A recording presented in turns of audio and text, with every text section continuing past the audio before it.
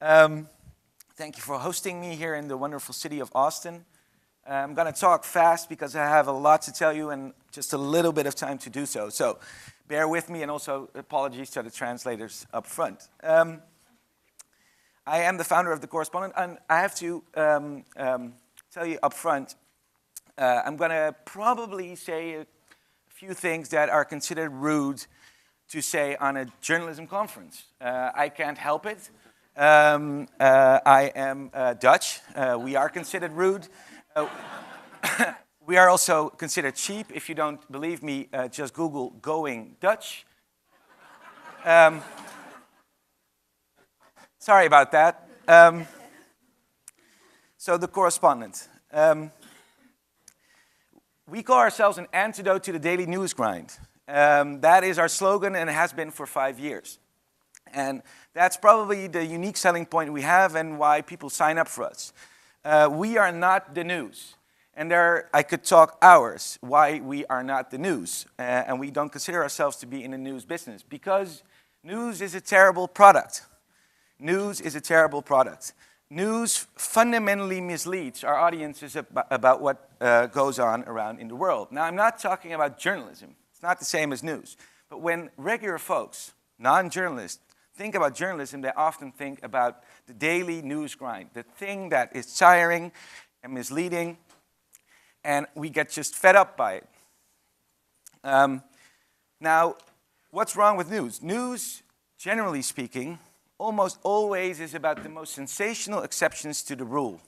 That's the basic premise of news. If it's exceptional, if it's sensational, if it catches your eye, then it will be in the news. Now, if you see the world through the prism of news alone, at the end of the day, you will exactly understand how the world doesn't work. This came to me after working for a couple of years in journalism. I've been in journalism for 15 years, and I've grown to hate the news myself as much as most of the public does. Nobody watches the news for fun. Nobody even trusts most of the general news anymore. That's our biggest fundamental problem we have in journalism. The core product doesn't breed trust. It breeds distrust, and it breeds cynicism. It also breeds powerlessness. People feel disengaged with democracies. And I'm not talking about fake news. Fake news is a problem all in itself. But the real news is even worse. I don't know if you... who saw the movie The Big Short? Or read the book, by the way? Nobody read the book. Okay. I saw the movie, and the thing it's about the guy who saw the housing crisis in the United States. He shorted on it. He went short on it, betting against the housing market when it was booming in 2007, and then saw a crash, made billions of dollars. Now, the thing that struck me most about that movie is there was one source of information he kept deliberately ignoring, which was the daily news, stock market prices, the current events that were going on every day.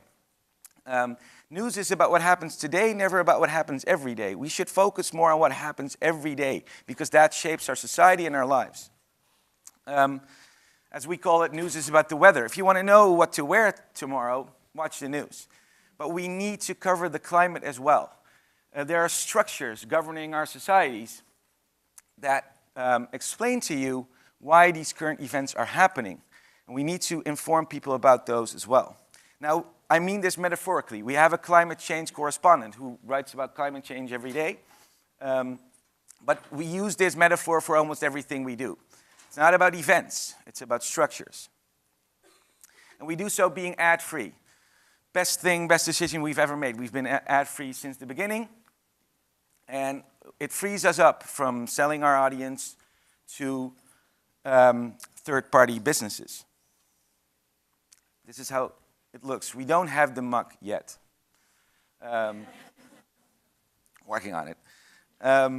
We're completely digital. We are responsive. You can follow us on every platform you would like. And we got started by crowdfunding. No investors, no banks, no loans, just people. And we set a world record in journalism crowdfunding. We raised $1.7 million in 8 days. from almost 19,000 people in a country that has almost 17 million people. So about like the size of New York. And, well, this is the text I wrote to my co-founder. 50% in 24 hours. Unbelievable, it says. And we've grown ever since, steadily, every day. About 30 or 40 new paying members sign up. We have 82% of people staying after a year.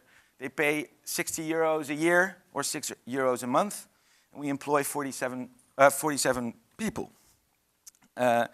We reach about 2 million people in the Netherlands every month, and we also write books.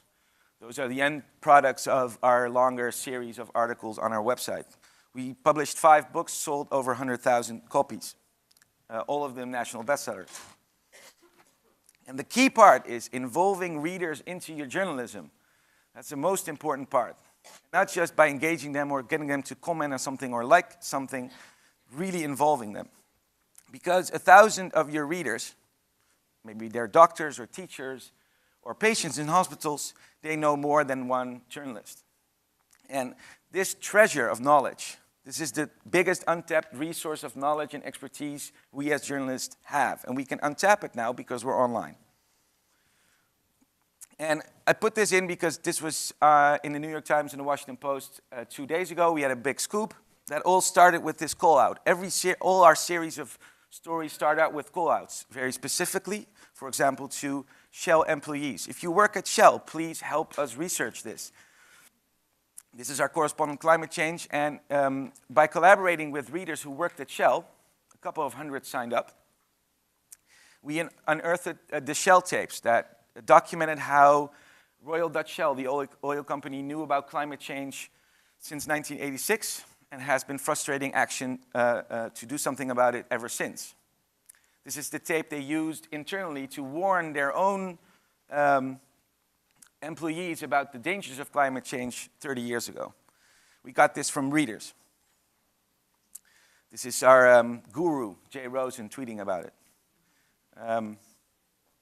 We also collaborate with members in other ways. So, for example, we did the largest group interview with refugees through our members. We asked members, find a refugee who came to the Netherlands recently, and ask him the questions we want to ask for us.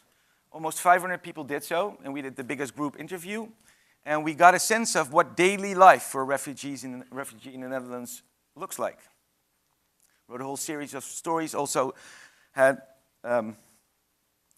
translated it for the people who we interviewed.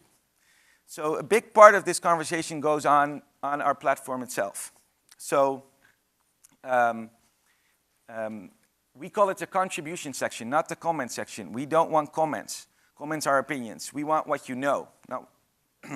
So that's every story on the correspondent ends with questions that the correspondent wants to discuss. And we obligate our journalists to speak back, talk back. 50% of their time goes into conversing with members on a daily basis. It's not a side job, it is your job.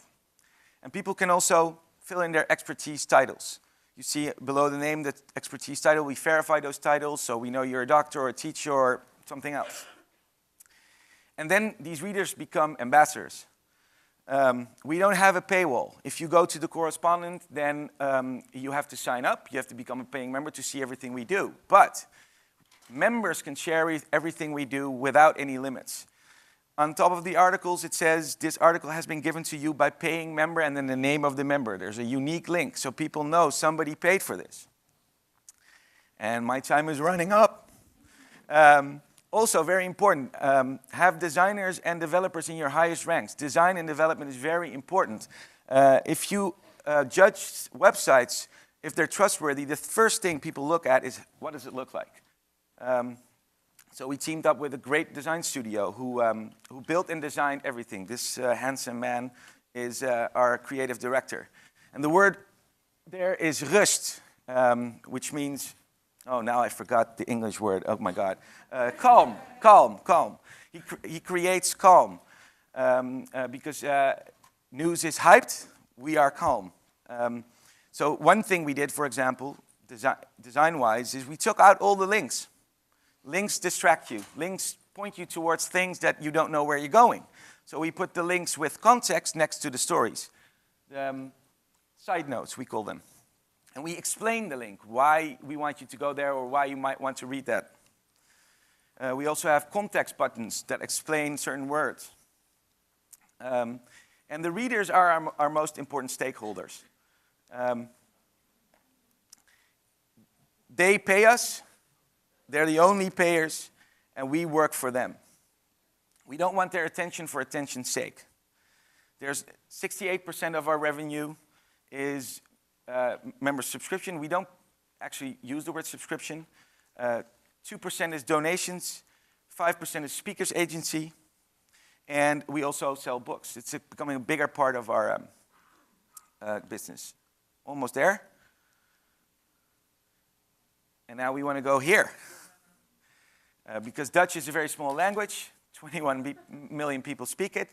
We want to be in English, and we hope to launch, again with the crowdfunding, at the end of this year. So if you like to help us or like to know more, please reach out. I am available here, of course, and also through Twitter. Thank you so much.